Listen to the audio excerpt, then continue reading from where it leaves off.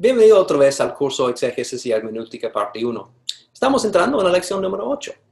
Bueno, durante esta lección y la próxima vamos a estudiar los dos contextos, el contexto histórico-cultural y el contexto literario. Sinceramente, en esta lección actual en que tocamos el contexto histórico-cultural, me fascina, me encanta la oportunidad de estudiar un poquito más sobre el mundo bíblico. Me encanta aprender, por ejemplo, cómo es o cómo era la vida de un pastor en el tiempo de David, porque eso me ilumina en cuanto a cómo yo interpreto Salmo 23, cuando David escribió, Jehová es mi pastor. Y si no tenemos una idea de cómo era un pastor, vamos a perder mucho del poder de este pasaje. También si yo debo saber algo del vestimento de los judíos, eso va a ayudarme a entender mejor cómo fue la vida de un judío del primer siglo. O si estoy estudiando las dos cartas de Pablo a los de Corinto, a los corintios. Si yo no sé nada de la ciudad, no sé nada de la cultura, yo voy a perder varios elementos importantes que entendieron los oyentes originales. Y eso requiere investigación. Bueno, para darte una idea fija, quiero darte una definición de qué es el contexto histórico-cultural. Yo creo que Duval y Hayes hace un buen resumen de qué se trata. Bueno, es la información acerca del autor bíblico, de la audiencia bíblica y cualquier elemento más al que aluda el pasaje.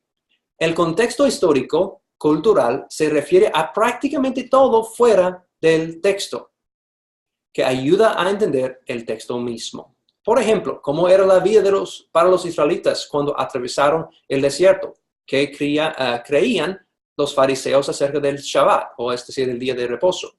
¿Dónde estaba Pablo cuando escribió Filipenses?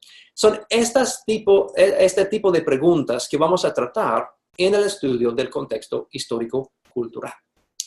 A este momento, en el proceso de investigar un pasaje, hemos usado las lecturas sucesivas. Y realmente es muy bueno, pero es una forma limitada.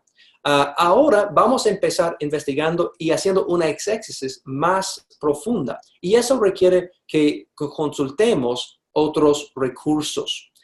Y voy a darte también dentro de esta lección unas ideas de recursos que puedes usar con el propósito de entender más acerca del ambiente en que ocurrió los eventos, qué fue la situación, tal como está mencionado en esta diapositiva. Por ejemplo, ¿qué creyeron los fariseos acerca del día de reposo? Bueno, el texto bíblico nunca lo define exactamente, pero podemos consultar la información rabínica para tener una idea mejor de cómo eran los fariseos en el primer siglo en referencia directamente al día de Shabbat. Y eso va a iluminar el texto bíblico, va a ayudarnos a interpretarlo en cómo fue entendido en el primer siglo. ¿Ok? Bueno, con eso quiero darte 6 aspectos o elementos que debemos tomar en cuenta cuando estudiamos un pasaje. Que si enfocamos en estas 6 cosas, realmente va a ayudarnos a entender mejor un pasaje bíblico.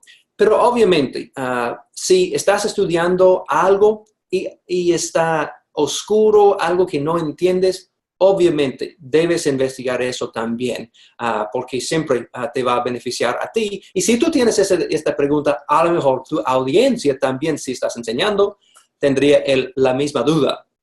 Bueno, con eso seguiremos con las cosas que debemos considerar. Por ejemplo, en esta diapositiva, si yo estoy estudiando en Daniel, por ejemplo, yo quiero saber algo de ese varón. Eso es Alejandro Magno. Si estoy estudiando algo del mundo del primer siglo, debo saber algo de los dioses, de los griegos y de los romanos. Y hay tanta información que debo aprender sobre la cultura en la tierra prometida, qué tipo de cosechas tenían, etcétera, etcétera. Todo ese tipo de información me beneficia para entender mejor el texto que estoy estudiando. Pero no va a haber esta información dentro del texto mismo, lamentablemente. Tengo que investigar en otros recursos. Bueno, ¿cuáles son las 6 aspectos o elementos que debemos tomar en cuenta en relación con el contexto histórico-cultural. Número 1, el autor bíblico. ¿Quién es? Prácticamente. ¿Qué tipo de ministerio tenía? Hay otros textos escritos por él mismo, cómo vivía, su carácter, etcétera, etcétera. Hay que investigar algo sobre el autor. Si estás leyendo, por ejemplo, Filipenses, hay que saber de dónde está Pablo en ese momento, cuál es su situación. Y si aprendemos que está en la cárcel, ¿dónde? ¿En cuál cárcel? Bueno, podemos hacer este tipo de investigación y eso va a ayudarme en el proceso de interpretar todo el libro de Filipenses. Bueno, un ejemplo rápido sobre eso también es el profeta Amós. Sabiendo de dónde vino y dónde está trabajando es importante. Si tienes una Biblia, puedes abrirlo a Amós capítulo 1, versículo 1. Y vas a ver ahí que Amós viene de la ciudad de Tecoa. Y si no sabes dónde está Tecoa, vas a perder algo muy importante. Tecoa está en la parte sur. Y en ese momento es durante los reinos de Usías y Jeroboam, el segundo, en el siglo 8 a.C. En ese momento es después de la división entre los 10 tribus del norte y Judá. Bueno, Amós vino de Judá, pero está predicando en el norte. Entonces hay ese ambiente chocante entre los dos países. Entonces, sin saber esta información de la ubicación del autor o de dónde es, vas a perder algo importante del mensaje bíblico que se encuentra en Amós. También aprendemos que él fue del campo. Él fue pastor y también colector de higas silvestres. Entonces voy a mostrar en Amós capítulo 7, versículo 14. Está hablando al rey y los de su corte y dice, entonces respondió Amós y dijo a Amasías, no soy profeta ni soy hijo de profeta, sino que soy boyero y recojo higos silvestres. Él está diciendo, hey, mira, no soy un predicador famoso, no soy un predicador profesional, sino yo soy del campo. Pero Dios me tomó de detrás del ganado y me dijo, ve, entonces, por eso estoy aquí. Entonces, esa información atrás del autor me ayuda a entender mejor más del resto de este libro y mucho más si yo puedo saber cómo fue su vida, qué tipo de trabajo que tenía, de dónde es, y etc. Eso es algo importante para establecer, para comenzar del estudio del contexto histórico. Tal vez un par de otras preguntas que debemos preguntarnos a nosotros mismos es cómo es la relación entre el autor y la audiencia, tal como en este caso de Amós, cómo fue la relación entre el norte y el sur, que no se toca dentro del libro de Amós, sino hay que investigar por otras maneras cuál fue esta relación. Y si estoy hablando de una carta del Nuevo Testamento, por ejemplo, Colosenses, aprendemos que Pablo nunca había visitado Colosas y por eso la relación entre él y la iglesia es diferente que la relación que él tenía con los de Corinto, por ejemplo, donde él había visitado y pasado bastante tiempo. Hay este tipo de pregunta que debes preguntar a ti mismo y establecer. También, finalmente, ¿por qué está escribiendo? Y eso podemos investigar también dentro tal vez de comentarios o nuestra propia investigación basado en la lectura sucesiva y también otras investigaciones. Bueno, quiero mencionar eso brevemente aquí. No quiero tomar mucho tiempo, pero una complejidad acerca de esta pregunta de autoría. Eso es la crítica moderna. En los últimos siglos realmente, muchos eruditos estudiosos empezaron a dudar la autoría de varios libros de la Biblia. Y mientras que no hay suficiente tiempo para tocar eso dentro de la introducción al tema, pero quiero mencionar por lo menos que hay esta duda que está ahí. Por ejemplo, Wellhausen y otros comenzaron en el siglo anterior, realmente en el siglo XIX, la teoría documentaria sobre el Pentateuco, y que fue escrito por diferentes personas y cambiado y redactado varias veces para llegar a la forma en que tenemos actualmente. Bueno, otra vez, no vamos a tocarlo directamente en esta clase, pero quería por lo menos mencionar que un par de recursos que puedes usar para hacer este tipo de estudio. Y eso es Gleason Archer, reseña crítica de una introducción al Antiguo Testamento. Y vas a ver ahorita que hay un documento en la página del curso sobre recursos secundarios que estoy compartiendo o fuentes secundarias. Y la información específica de ese recurso está dentro de este documento. También podemos decir algo semejante en relación con el libro de Isaías y también otros del Nuevo Testamento también, en que piensan que tal vez Pablo no había escrito ciertos documentos o Pedro. Y otra vez, hermanos, eso requiere investigación y puedes usar comentarios u otros documentos, otros recursos. Y le entrego eso también. En cuanto al Nuevo Testamento, un recurso excelente es por Tenney, se llama Nuestro Nuevo Testamento. Y obviamente comentarios individuales sobre Isaías o Segundo de Pedro, etc. Te puede dar más información específica sobre autoría. Y es algo que debes también tomar en cuenta. Bueno, continuando con el siguiente. Debemos establecer quién es la audiencia bíblica, es decir, quiénes son los destinatarios, cómo son, qué tipo de personas, cuál es el ambiente. Un tema importante es la fecha en que fue escrita lo que sea. Si yo no sé nada del mundo de Jeremías, en qué año fue escrito más o menos, yo no tengo ninguna idea lo que está pasando. Pero si yo sé que él está escribiendo alrededor del tiempo de la caída de Jerusalén en el siglo VII, VI antes de Cristo, eso me da un contexto para entender mejor el libro, lo que está pasando en los reyes de Judá, por ejemplo. Y eso me ayuda bastante. E igual con otros textos del Nuevo Testamento va a ayudarme.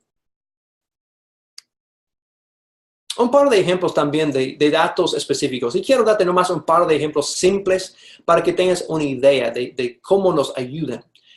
En esta foto aquí en la mano derecha es la plaza de la ciudad de Filipos. Bueno, si yo estoy estudiando Filipenses y yo puedo aprender usando recursos que esta ciudad fue establecida principalmente por los romanos. Aunque está en parte de Grecia, la cultura fue más romana que griega. Y que la idea de ser un ciudadano fue muy importante. Ellos tenían, eso fue una colonia romana. Y si quieres buscar más en detalle sobre eso, puedes. Pero eso es un factor muy importante cuando estudiamos ambos lo que pasó en Hechos dentro de Filipos y también cuando Pablo escribió a la epístola a los filipenses. Cuando él menciona en capítulo 3 que nosotros somos ciudadanos del cielo. Eso tiene más impacto y tiene más significado. Y eso es el tipo de cosas que debemos considerar. En cuanto a los destinatarios, si yo sé quiénes son, eso me ayuda a entender mejor las palabras dentro del texto que estoy leyendo. De la misma manera, si estoy estudiando algo del Antiguo Testamento, muchas partes, realmente cuando los profetas visitaron los 10 tribus del norte, desde el principio había un altar, como está aquí, en la ciudad de Dan, en la parte del norte del país. Y por esa razón, casi todos los profetas están hablando de la idolatría, porque había un becerro de bronce que estuvo ahí y en este mismo lugar, y eso establece como el mundo religioso del norte, de los 10 tribus del norte. Y sin saber este tipo de cosas, voy a perder mucha información y lo que está dentro de las profetas. ¿Ok? Podemos añadir mucha más información, pero por lo menos podemos tomar eso en cuenta cuando estudiamos los libros individuales. Número 3, geografía y topografía. Bueno, la geografía, es importante saber dónde están ubicadas las ciudades, dónde están los países, cuáles son los imperios, etc. Y también topografía. Eso es decir, qué tipo de tierra, terreno es. Por ejemplo, si hay montañas, o si hay valles, ríos, mares, etc. Frecuentemente pasamos por alto sobre eso como estudiantes, pero realmente vale la pena investigar. Un par de ejemplos para ilustrar el punto. ¿Cuál es la relación entre Jerusalén y Jericó? Tenemos las dos ciudades aquí. Son muy cercanos. Solamente hay como 25 kilómetros entre los dos. Pero lo interesante es de que la ciudad de Jerusalén está 825 metros sobre el nivel del mar. Jericó, al otro lado, es 30 metros bajo del nivel del mar. Entonces, en solamente 25 kilómetros ha bajado casi 900 metros. ¡Wow! Entonces, puedes imaginar cómo es la tierra en esa parte. Y esa foto es una foto que demuestra el camino entre la ciudad de Jerusalén y Jericó. Entonces, aquí si puedes mirar a ese lado de la foto, hay una senda pequeña que corre de ese lado. Eso es la senda entre Jerusalén y Jericó. Y cuando estudiamos el buen samaritano, ¿dónde iba el samaritano? Estuvo en este mismo camino. Entonces, ahora podemos entender mejor qué fácil sería ser atacado por ladrones, porque se puede esconderse fácilmente y es muy peligroso. Pero sin saber algo sobre la geografía o topografía, no vamos a entender bien esta parábola. De la misma manera, si hablamos de la vida de Jesús, él andaba en varias partes del mundo de Palestina, pero cuando él estuvo alrededor de Galilea, podemos ver que un lado, el río Jordán, entra por acá y sale en el sur.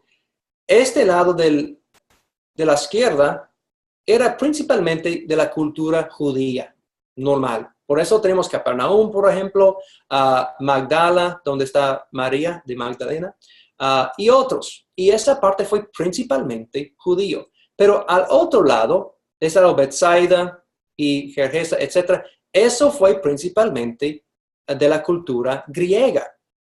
Entonces, sin saber eso, vamos a perder mucho de la experiencia que Jesús tenía con diferentes personas.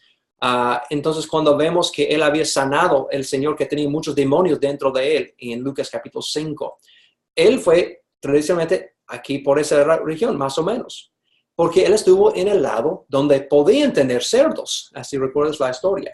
Entonces, ese tipo de cosas y saber poquito de la geografía va a ayudarte en el estudio de la vida de Jesús. También, si aprendes algo de la ciudad de Pérgamo, eso va a ayudarte en el estudio de Apocalipsis, en capítulo 2. Pérgamo fue una de las ciudades que recibió la carta de la apócrifa, de Apocalipsis de Juan. Y en esta carta que ellos recibieron, la iglesia ahí recibió, Juan menciona que en Pérgamo está el trono de Satanás, dice. Y es interesante esa frase. Y si tú sabes un poquito de la situación actual en Pérgamo, vas a ver que había un altar enorme. Y eso tiene más o menos la forma de un trono. Y eso nos ayuda a entender e interpretar lo que estaba diciendo Juan en Apocalipsis. Entonces, son este tipo de cosas que podemos tomar en cuenta cuando estamos estudiando. Y sin eso no es absolutamente necesario, pero realmente enriquece mucho nuestro entendimiento de pasajes. Muy bien, continuar con número 4. Costumbres sociales. Y hermanos, podemos pasar años estudiando solamente este punto, pero quiero por lo menos mencionar eso aquí. Hay miles de costumbres interesantes y útiles para ayudarnos a interpretar el texto bíblico. Por ejemplo, cuando estamos estudiando la ley de Moisés, es importante tomar en cuenta la religión cananita, porque eso afecta varias leyes que están dentro de la ley de Moisés. También, cuando hablamos de la vida de Jesús, ¿cómo fue la vida cotidiana de los judíos del primer siglo? Eso va a afectar cómo entendemos varios elementos del libro de Hechos, tal como los evangelios obviamente. Y finalmente, el mundo greco-romano. Cuando estamos estudiando Filipenses, Colosenses y otras cartas del apóstol Pablo, es sumamente importante que pasamos tiempo aprendiendo cómo fue la vida en el primer siglo entre los griegos. Un ejemplo breve es la idea de pater familias. Cuando estamos estudiando Colosenses 3 o Efesios capítulo 5, la idea del pater familias es que el padre de la familia tenía poder, control total. Su palabra fue final absolutamente. Y la idea es que él tenía que amar a su esposa, usando el término griego agape, eso fue algo sumamente exigente.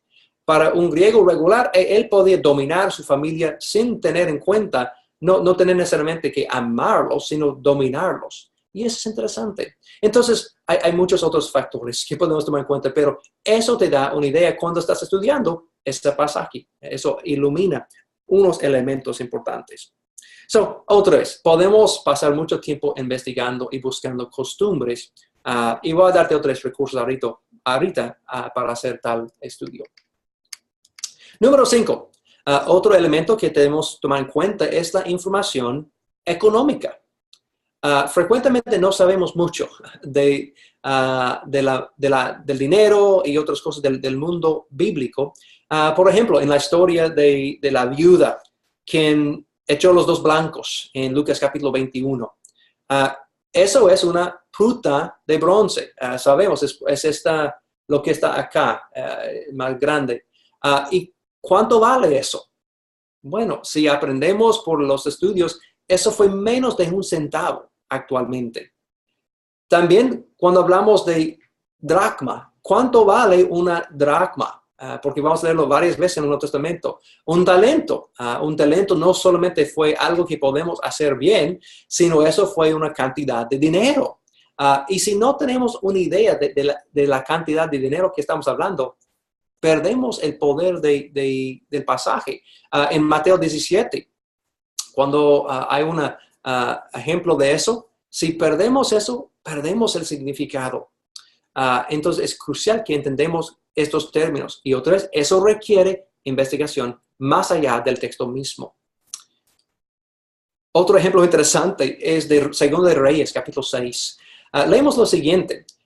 Dice que tanto que la cabeza de un asno se vendía por 80 piezas de plata y la cuarta parte de un cab de estiércol de palomas por 5 piezas de plata. ¡Wow! ¿Qué quiere decir eso? Bueno, si recordamos el contexto, ellos estaban sufriendo profundamente por ser atacados de afuera y la ciudad de Jerusalén está sufriendo escasez enorme. Pero si yo no sé cuánto sería 80 piezas de plata, eso no me impacta.